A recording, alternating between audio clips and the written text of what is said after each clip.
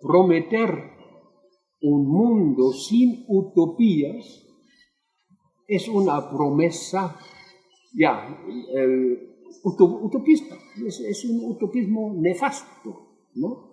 El problema es cómo relacionarse con lo utópico, no votar las utopías, sino tener una relación crítica con el mundo utópico en sus varias formas y sus varias apariencias que aparecen, ¿no?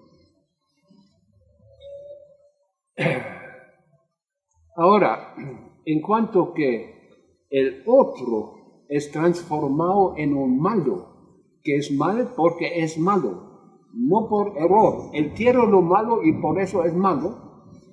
Entonces se transforma en un ser humano, ¿no? Ya vimos con Reagan, un cáncer, algo por extirpar. Y aparece la figura del otro como figura por extirpar. When great forces are on the move in the world, we learn we're spirits, not animals. And he said there's something going on in time and space and beyond time and space, which, whether we like it or not, spells duty. You and I have a rendezvous with destiny. We'll preserve for our children this, the last best hope of man on earth, or we'll sentence them to take the last step into 1,000 years of darkness. Reagan era un gran mitólogo, ¿no? Él sabía hacer mitos y manipular mitos. Porque Reagan vino con un dualismo, que era reino del mal y la ciudad que brilla en la montaña. Y eso era Estados Unidos. Era la luz y la tiniebla. La luz que brilla sobre la montaña. En Estados Unidos tiene ya su propia historia, ya los primeros inmigrantes usaron esta imagen. Es una alusión al Apocalipsis. Y Reagan tenía muchas raíces en el fundamentalismo apocalíptico que había surgido en el Estados Unidos y que se había hecho muy fuerte en los años 70. Y en el centro del Apocalipsis, digamos, la tradición popular pone el milenio, el reino de 1000 años. Pero el reino de los 1000 años, en una larga tradición, es la utopía. Se puede decir muchas de las grandes utopías de la modernidad, inclusive el anarquismo, comunismo, son mitos de secularizaciones de este mito. Entonces, cuando Reagan ahora lo aplica a Estados Unidos, lo que él dice, el cielo en la tierra, eso es Estados Unidos.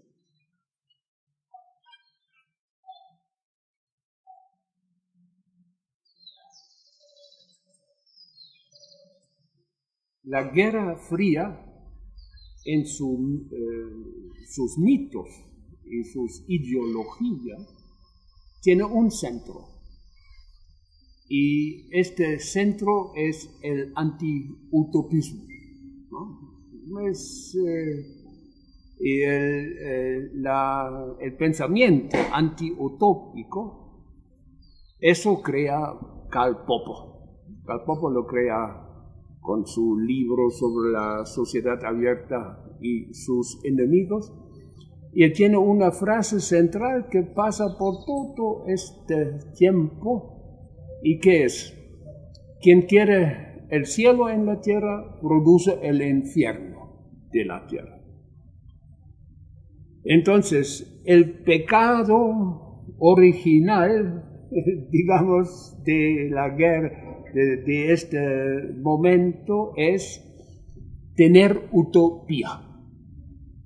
La utopía como lo nefasto es la utopía del comunismo, que es anarquismo, comunismo, una gran utopía que nace a partir del siglo XVIII, XIX, y que es parte de la modernidad.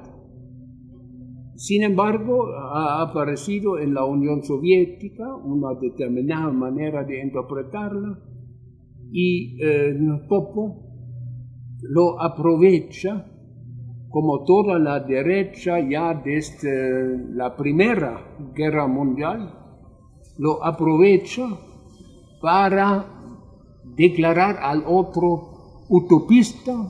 Cuando Popov hace eso, da una estructura mítica a la Guerra Fría de parte de Estados Unidos y penetra por todos lados.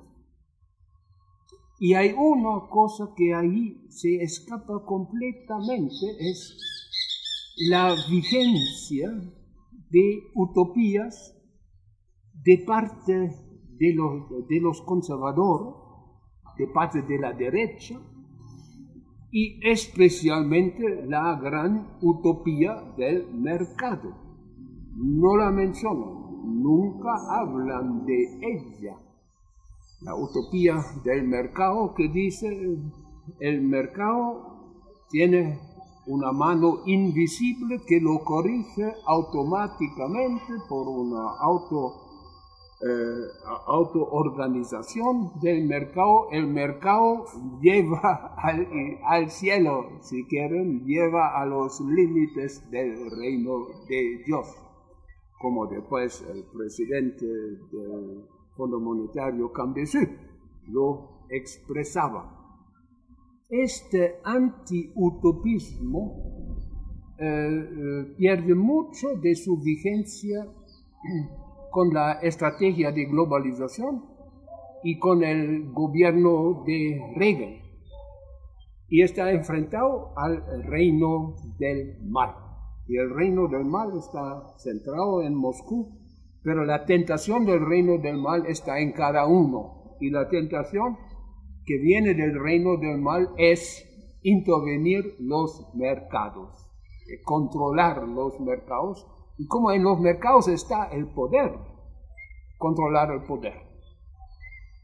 La democracia entonces es transformado cada vez más en pantalla, porque el gran poder la puede manipular. Por eso el lenguaje de Reagan empieza a ser el lenguaje del cáncer. Lo que peligra al milenio que está concentrado en Estados Unidos y en el mercado, lo que lo amenaza es cáncer. Y cuando se hace el golpe militar en Chile, se dice que se trata de comunismo, y comunismo es un cáncer, es una enfermedad. Eso es algo por extirpar.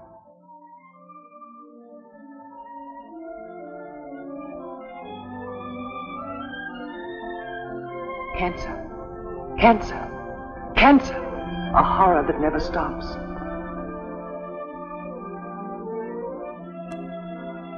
Mankind has survived all manner of evil diseases and plagues, but can it survive communism? When a disease like communism hangs on as it has for a half a century or more, it's good now and then to be reminded of just how vicious it really is. Fíjate, yo creo que la teoría del totalitarismo, que me parece la única que realmente tiene valor, es la de Hannah Arendt. Después se hizo esto, lo que pasó en el periodo de Reagan, ¿no?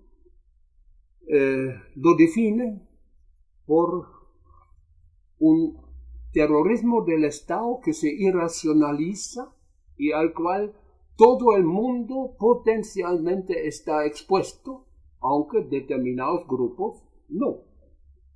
Es una orientación terrorista del Estado en contra de toda vitalidad de movimientos populares, del pueblo de base, etc. Hasta por eso Hannah Arendt en uno de los prólogos de su libro sobre el totalitarismo interpreta el macartismo en Estados Unidos de su tiempo como un camino hacia el totalitarismo. Y ella insiste mucho que haya partido único o planificación económica no hace el totalitarismo. Claro, Reagan necesita al revés, ¿no? Totalitarismo es planificación económica, es intervención en el mercado, totalitarismo es partido único, etc. Ellos lo necesitaban por razones políticas, ideológicas, y entonces hablaron de autoritarismo. Lo otro es lo que ya en Alemania se discutió en los años 20 y que hoy vuelve a discutirse, el problema del estado de excepción, ¿no? El estado de excepción, un estado que se pone terrorista en nombre de la ley para recuperar la ley. Es la ley para imponerse, necesita eliminar todo movimiento democrático auténtico en la población. Tiene que transformar en la población en una población obediente a las leyes vigentes sin reserva, lo que hoy se llama capital humano, human capital. Y en cuanto que se va hacia eso, se necesita por lo menos un periodo de terrorismo del Estado totalitario para volver a instalar la ley en toda su crudeza, y la ley es otro nombre para el mercado.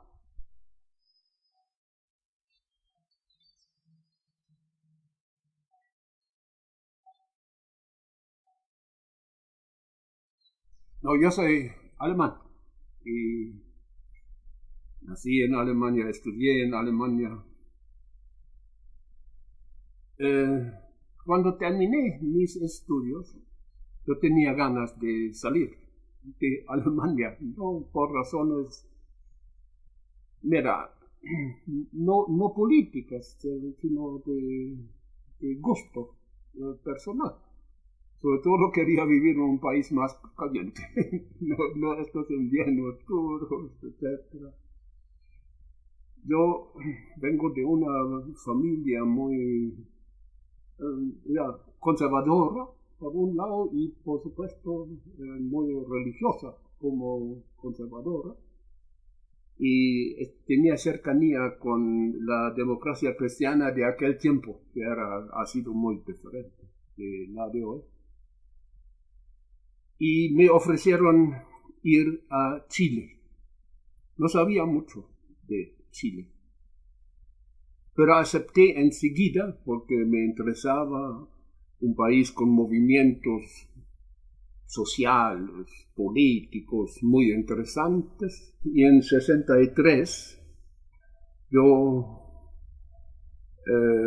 llegué a Chile y me quedé hasta 73. Chile se transformó en el centro también cultural de América Latina y vinieron muchos emigrantes de otros países que vivieron bajo dictaduras militares. Entonces se formó ahí una concentración intelectual, cultural, inaudita. Sin embargo, ahí vino la intervención de Estados Unidos en apoyo de la oposición interna. Pero la oposición interna era una derecha cada vez más extrema y que sola no podría haber surgido con gran poder porque el gobierno Allende era muy popular.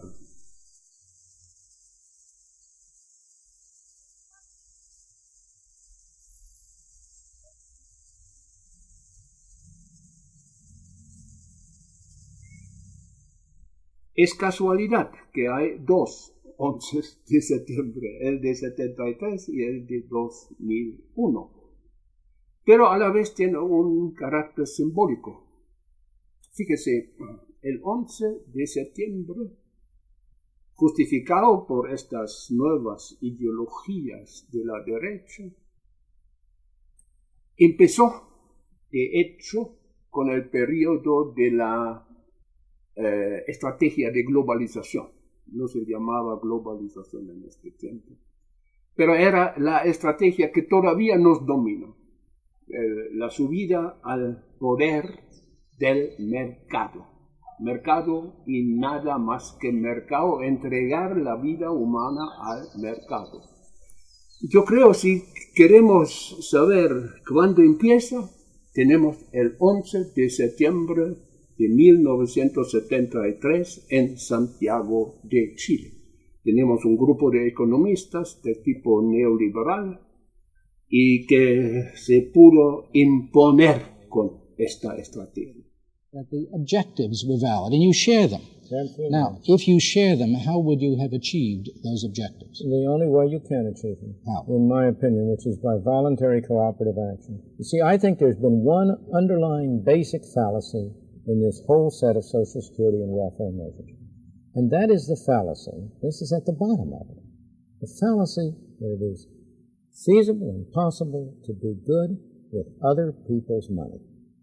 Now, you see, that view has two flaws. If I'm going to do good with other people's money, I first have to take it away from them. That means that the welfare state philosophy of doing good with other people's money, at its very bottom, is a philosophy of violence and coercion. It's against freedom, because I have to use force to get the money.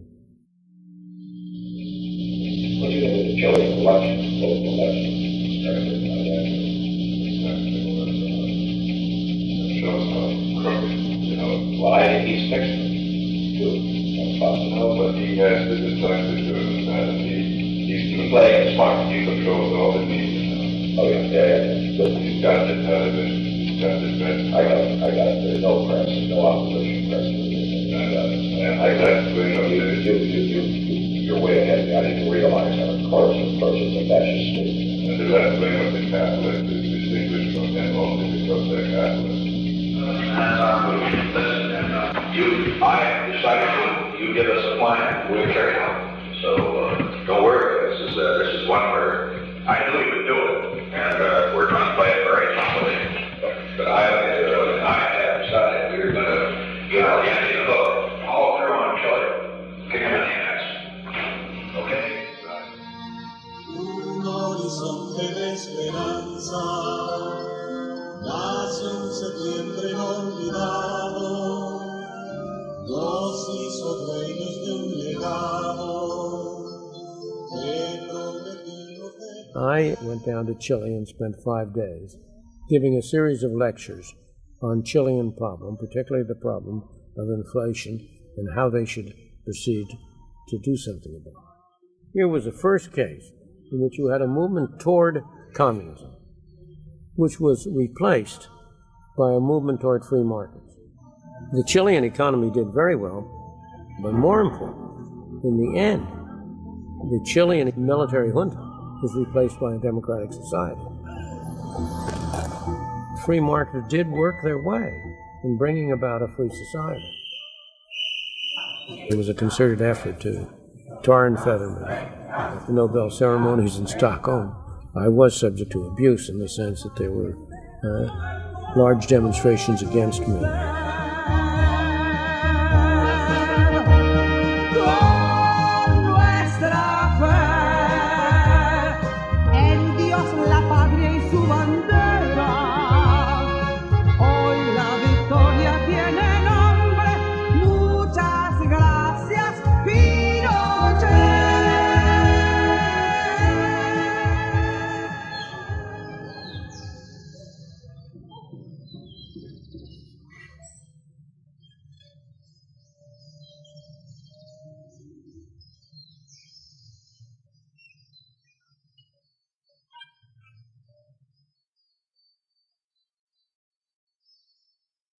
Si uno quiere explicar que Allende gana las elecciones, hay que mencionar la gran participación que tenían los grupos cristianos, ¿no?, de la teología de liberación que se desarrolló sobre todo en estos años 60 para seguir después hasta hoy.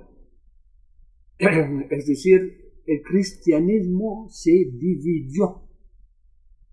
La fuerza de esta teología de liberación y de los grupos de base que con mucha vitalidad se presentaron, es parte de la dinámica del movimiento de Allende. Pero en cuanto que se polarizó el país, y aparece ahí entonces una teología muy cercana muchas veces con el Opus Dei, que desarrolla una agresividad muy especial, una agresividad que mucho se ha jugado en el pasado del cristianismo, que es la agresividad que se fomenta al declarar al otro crucificador de Cristo.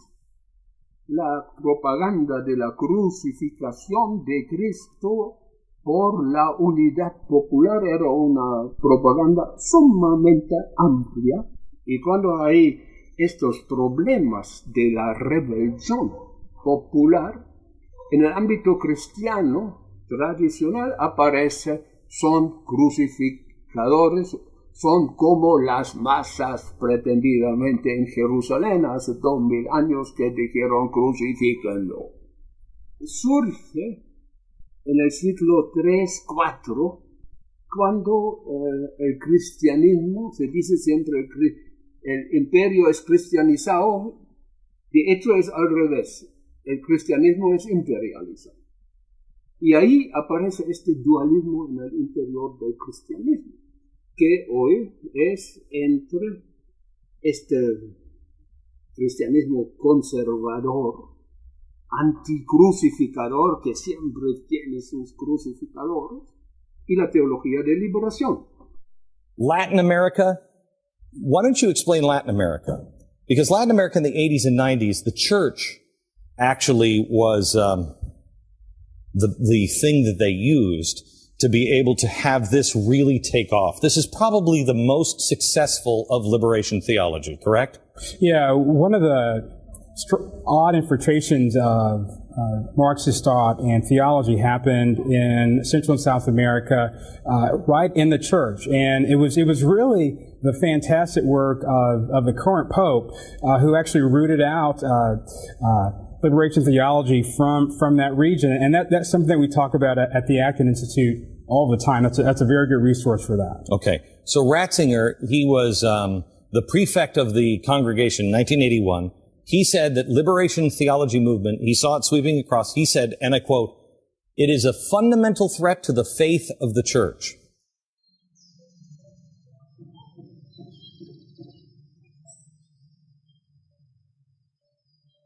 Hay una teología de la liberación que en esta forma surgió en los años 60, 50, 60, y tenía una clave, que era lo que llamaron la opción por los pobres, o citando a San Pablo, ¿no?, los elegidos de Dios son los plebeyos y los despreciados, ¿no? Ya en San Pablo tenemos eso, pero la recuperó la teología de liberación y puso eso en el centro. También tiene eso el sentido, no hay igualdad real entre los humanos sin opción por los pobres. Si Dios es el Dios de todos, tiene que tener la opción por los pobres.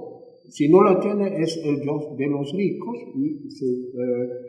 y no es el Dios de todos, ¿no? Eso es central en la visión de la teología de liberación. Y ahí ver el sistema capitalista, hoy es el sistema capitalista, he visto como un sistema destructor de las relaciones humanas, de explotación, de producción, de pobreza. Cuando más riqueza produce, más pobres produce a la vez. Y otra dimensión es la responsabilidad para el otro, siempre visto a partir del pobre. Dejar morir es matar. Tomamos eso en relación a los países completamente marginados. Dejarlos morir es matar. Y entonces tenemos un sistema que mata al dejar morir. No, eso es como teología de liberación. Y siempre ahí vino el reproche, no sé por qué es reproche, que la teología de la liberación toma muchas ideas de Marx y del pensamiento de Marx, sobre todo del pensamiento de Marx. Es algo curioso. El gran pensador del humanismo y de la justicia, de la modernidad, se llama Marx. Eso es Marx, es el hombre que promueve un humanismo profundo y real. Para ser humano hay que hacer estructuras que son compatibles con una vida humana. Y entonces hay que cambiarlas. Estado de Nova York, Nelson Rockefeller, acompañado de sua comitiva.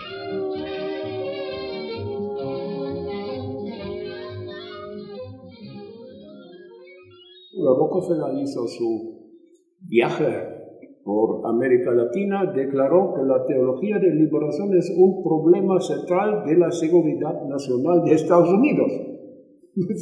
Eso es agresivo hasta lo último. Una cosa que llama, por supuesto, ahora a enfrentarlo. Y efectivamente, si eso en un tiempo, ya antes empezaba y después, en el cual había una sistemática persecución de los cristianos por el cristianismo, de la manera más brutal. Si quieren compararlo con la persecución de los cristianos del primero y segundo siglo, lo van a entenderlo enseguida que es del mismo tipo.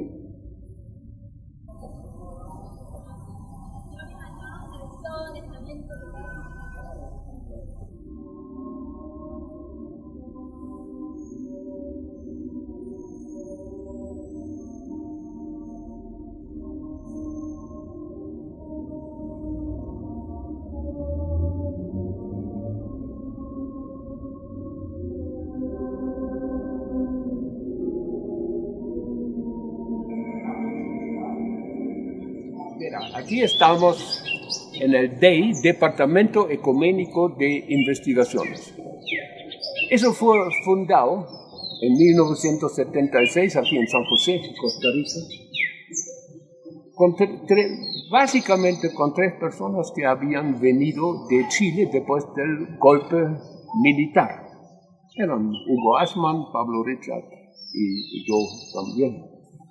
Y para entender lo que era nuestro proyecto y que después lo hicimos, una pequeña reflexión sobre lo que pasó en Chile puede ser interesante. Ahí, un poco antes de las elecciones en las cuales salió Allende en 1970 de presidente, en el centro jesuita de Santiago de Chile, Belamino, centro Belamino se llamaba, ahí se empezó con el tipo de cursos que después lo recuperamos aquí. Eran cursos para gente que venía de la tradición cristiana, pero en participación con la lucha de los movimientos populares que apareció en que era muy fuerte en este tiempo en América Latina, y en los cuales las comunidades de base, comunidades cristianas de base, jugaron un gran papel. Son comunidades que muchas veces se desarrollan a partir de parroquias, pero que unen gente que está en estos movimientos populares y para la reflexión de sus problemas, pero también la reflexión teológica. Y en estas comunidades jugó un gran papel la teología de la liberación que estaba desarrollándose. Después del golpe militar, todos, hay muchos teníamos que salir, yo también, pero también los otros dos que aquí después participaron en el D. Y yo fui después primero a Alemania, pero en 76 volví a América Latina y esta vez a Costa Rica. Fundamos una editorial pequeñita y que era para trabajar, tener elementos teóricos para trabajar en las comunidades de base, en los movimientos populares, etc. Es siempre muy difícil mantener un centro de este tipo porque cada vez menos se considera importante la reflexión, inclusive teórica, sobre la praxis de política, religiosa, etc. Se quiere más bien capacitación. Y nosotros no nos dedicamos gran cosa a la capacitación, sino a la formación de una reflexión, y que para nosotros necesariamente implicaba la reflexión teológica. Pero no es un centro de teología, es un centro de análisis de la realidad, sabiendo que lo teológico y religioso es una parte básica de la comprensión de la realidad.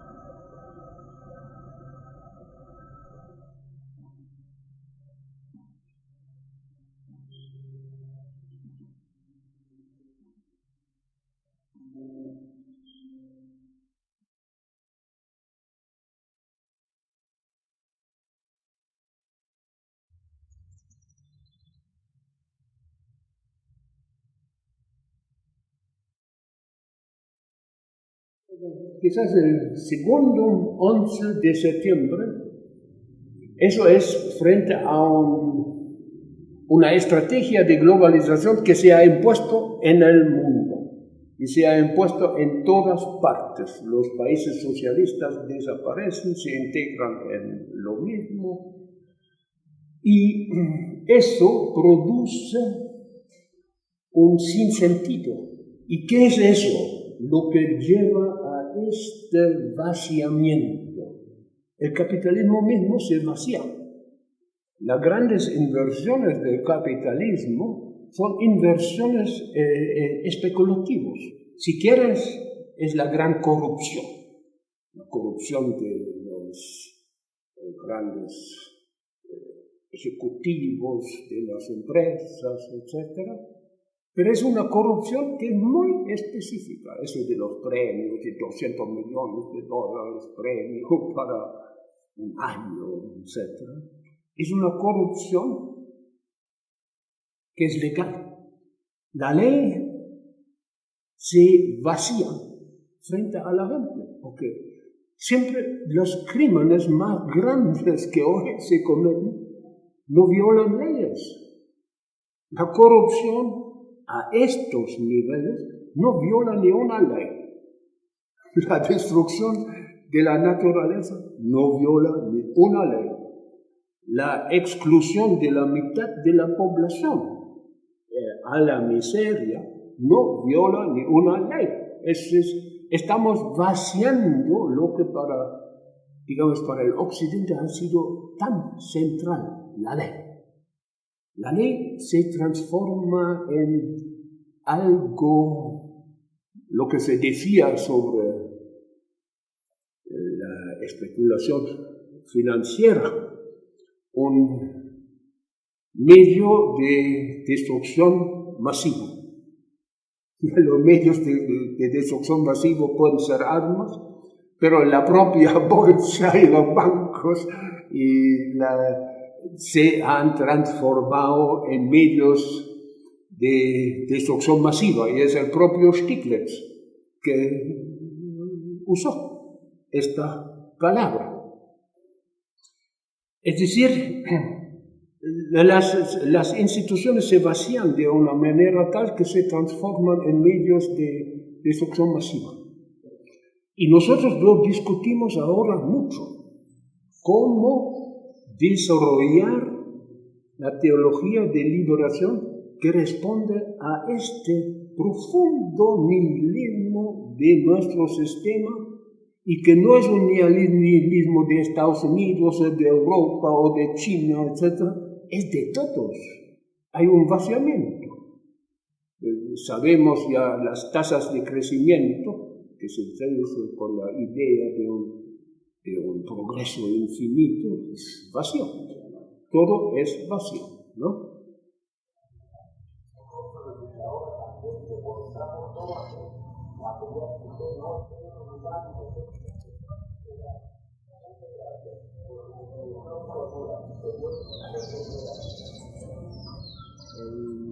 Nosotros tenemos más bien una tradición, sobre todo a partir de la Ilustración del siglo XVIII, de reducir la racionalidad a una racionalidad de cálculo medio-fin, de cálculo de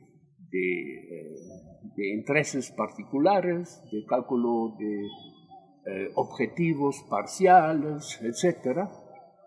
Entonces eliminamos lo que para la religión siempre es algo básico, y ni en los fundamentalismos desaparece completamente, que de una referencia a la convivencia, es decir, a la vida, y la vida siempre es una vida en común.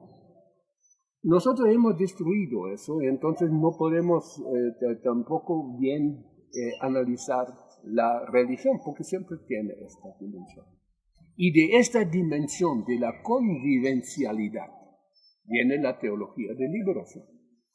Y ahí vienen también las armas ideológicas de la muerte, es decir, religión, religiones también pueden ser seculares, etcétera, ideologías que se basan en la afirmación de la muerte, del otro. Algo muy vinculado con nuestra ideología de la competencia. Yo vivo si te mato, o si te derroto, si te puedo marginar. Yo quiero ser el que vive, y la manera de hacerlo es impedirte a ti que tú vivas como yo. No, es la racionalidad occidental que es fatal y que está llevando al suicidio colectivo, con presentación de grandes éxitos cuya otra cara es la muerte, inclusive del planeta. Y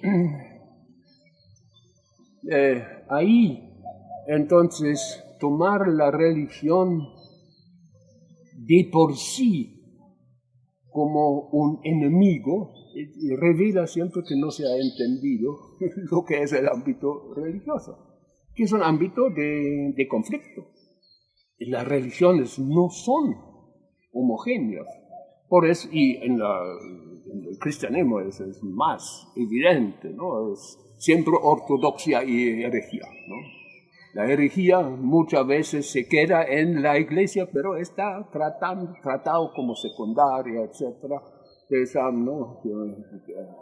El más grande santo de nuestra historia, yo creo que es San Francisco, siempre era sospechoso de hereje. Y tuvo suerte que no haya sido acusado de hereje. Y ahí la rebelión, la herejía, etc., es la fuente de la vida. Se lo ven con la teología de liberación. Yo creo que es una teología sumamente, es grandiosa, pero en todas partes aparece como la gran herejía. Que aparezca como la gran herejía es más bien la prueba que está muy buena. Todos los grandes movimientos fueron herejes. Yo mencioné el franciscano, hasta de los dominicos, Tomás de Aquino, siempre estaba en peligro de ser llevado como hereje. Por todos lados, los grandes movimientos son herejes, y el propio cristianismo es herejía del judaísmo. Entonces, ver la religión como tal fenómeno.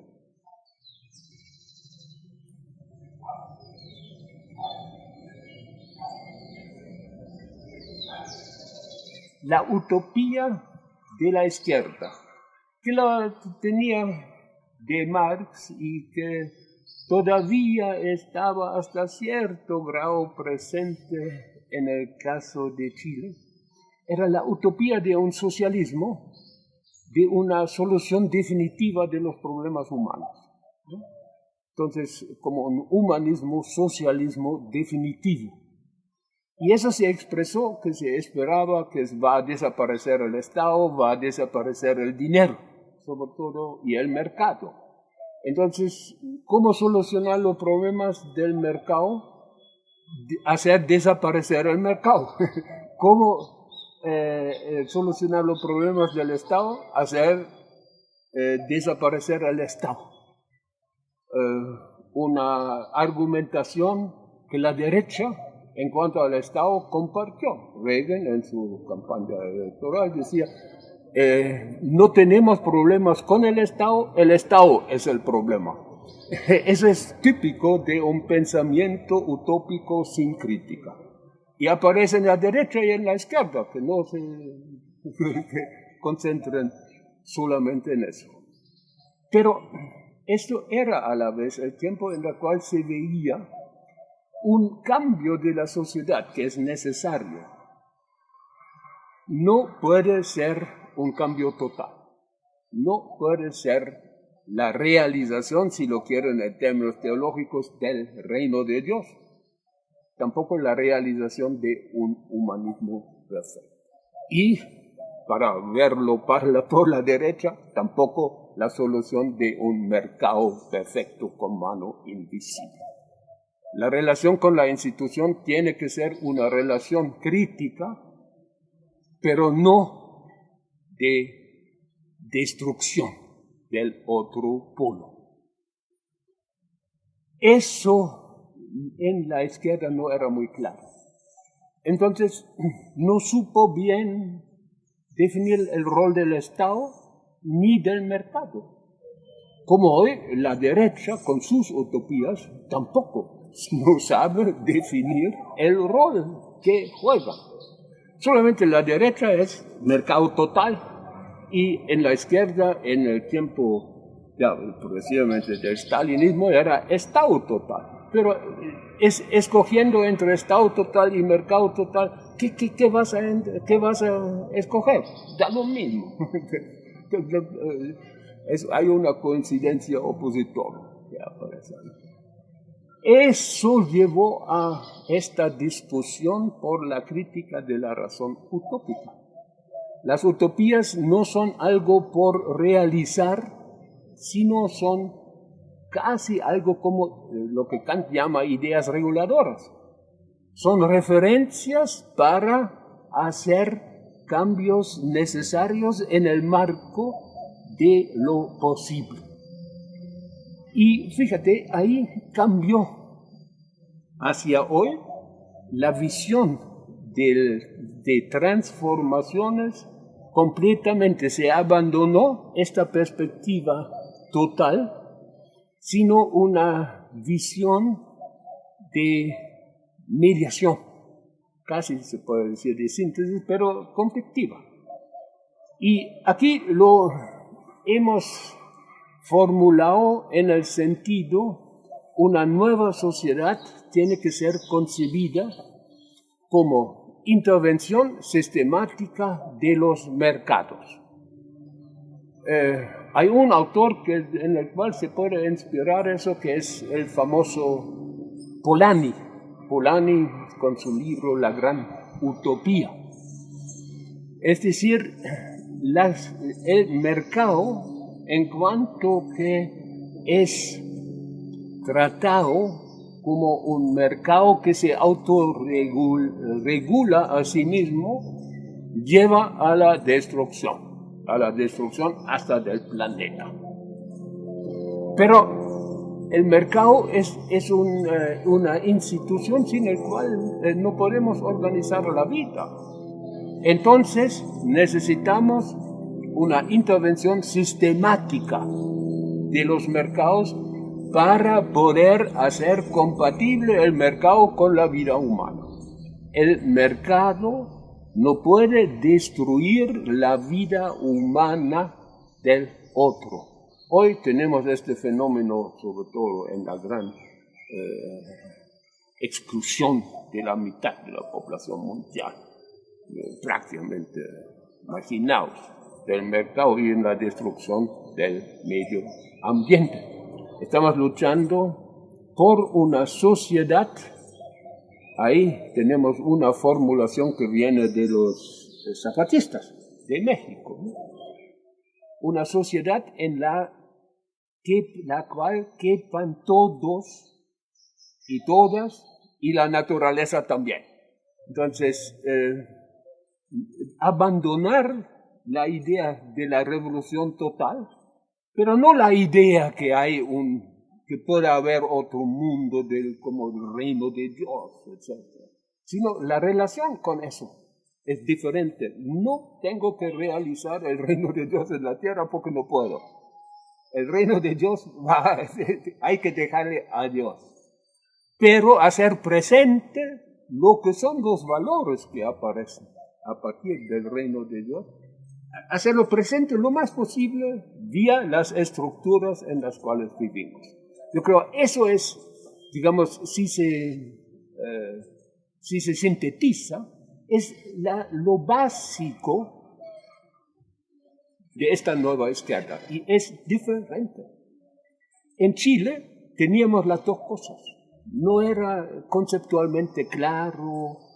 En Nicaragua ya era mucho más claro, pero ahí vino la intervención militar directa por un ejército dirigido por Estados Unidos, ¿no? Y financiado por el drogatráfico de Reagan. Fue la venta de drogas que financió las armas que no podía financiar de otra manera. Bueno. Y Reagan financió por el drogatráfico la guerra de la Corea. Está comprobado.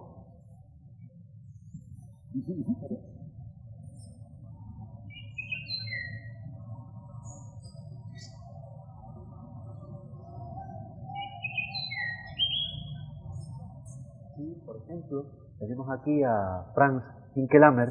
Era todo nuestro pensamiento económico dominante, digamos, más que de las escuelas.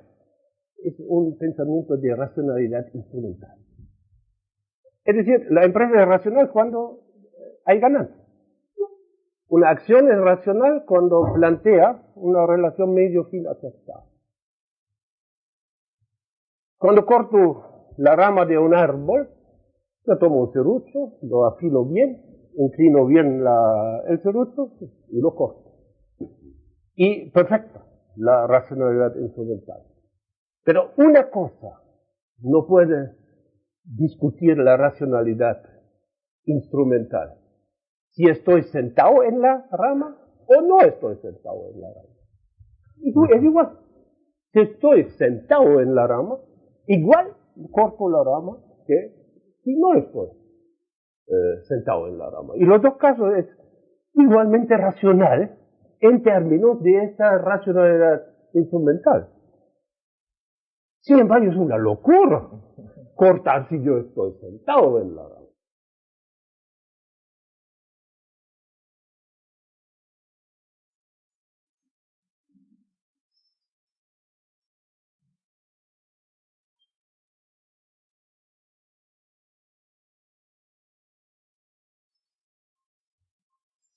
Prometer un mundo sin utopías es una promesa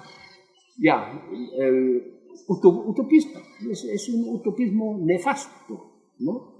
El problema es cómo relacionarse con lo utópico, no votar las utopías, sino tener una relación crítica con el mundo utópico en sus varias formas y sus varias apariencias que aparecen, ¿no? Ahora, en cuanto que el dualismo, que era reino del mal, y la ciudad que brilla en la montaña, y eso era Estados Unidos, era la luz y la tiniebla. La luz que brilla sobre la montaña. En Estados Unidos tiene ya su propia historia, ya los primeros inmigrantes usaron esta imagen. Es una alusión al Apocalipsis. Y Reagan tenía muchas raíces en el fundamentalismo apocalíptico que había surgido en el Estados Unidos y que se había hecho muy fuerte en los años 70. Y en el centro del Apocalipsis, digamos, la tradición popular pone el milenio. El reino otro es transformado en un malo, que es mal porque es malo, no por error. Él quiere lo malo y por eso es malo. Entonces se transforma en un ser humano, ¿no? Ya vimos con Reagan, un cáncer, algo por extirpar. Y aparece la figura del otro como figura por extirpar. When great forces around the move in the world, we learn we're spirits, not animals. And he said there's something going on in time and space and beyond time and space, which, whether we like it or not, spells duty. You and I have a rendezvous with destiny. We'll preserve for our children this, the last best hope of man on earth, or we'll sentence them to take the last step into 1,000 years of darkness. Reagan era un gran mitólogo, ¿no? Él sabía hacer mitos y manipular mitos. Porque Reagan vino con y sus ideologías tiene un centro. Y este centro es el anti-utopismo, ¿no? Es el pensamiento anti-utópico, eso crea Karl Popper. Karl Popper lo crea con su libro sobre la sociedad abierta y sus enemigos. Y él tiene una frase central que pasa por todo este tiempo. ¿Y qué es? Quien quiere el cielo en la tierra, produce el infierno de la tierra. Entonces, el pecado original, digamos, de la guerra, de este momento, es tener utopía. La utopía como de 1000 años. Pero el reino de los 1000 años, en una larga tradición, es la utopía. Se puede decir muchas de las grandes utopías de la modernidad, inclusive el anarquismo, comunismo, son mitos de secularizaciones de este mito. Entonces, cuando Reagan ahora lo aplica a Estados Unidos, lo que él dice, el cielo en la tierra, eso es Estados Unidos.